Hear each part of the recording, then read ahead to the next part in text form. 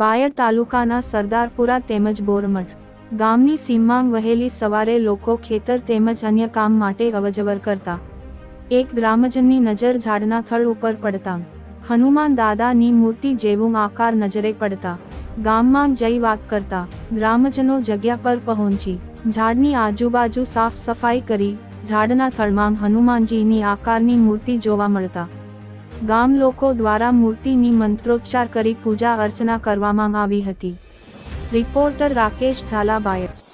મારું નામ ભવનજી અમરાજી, ગામ બોરમઠ કે સરદારપુરા। મારા ખેતરના શેડ ભરવાની પથારી હતી, એમાં માલાભાઈ કરીને રાતે સવારે જોવા આવ્યા તો મને એમને ફોટો પાડી મને બતાવ્યું કે ભાઈ અહીંયા આગળ એવું કંઈક હનુમાન દાદા જેવું લાગે તો પછી મેં અહીં આવ્યા જોયું, સાફ કરી અને પછી એમે એમની ધજા કરાવી, દીવો કર્યો। એ રીતે મેં બધા અમારી આસ્થાથી મોનને અને વર્ષો પહેલાં મારી ભાવના હતી કે મારા હનુમાનજીની મૂર્તિ વધારવી બરાબર, અને આ કરે હરહરતા કળિયુગના અંદર ભગવાને અમે સાક્ષાત દર્શન દીધા। મારું નામ માલાભાઈ ભરવાડ, ગામ બોરમઠ સરદારપુરા।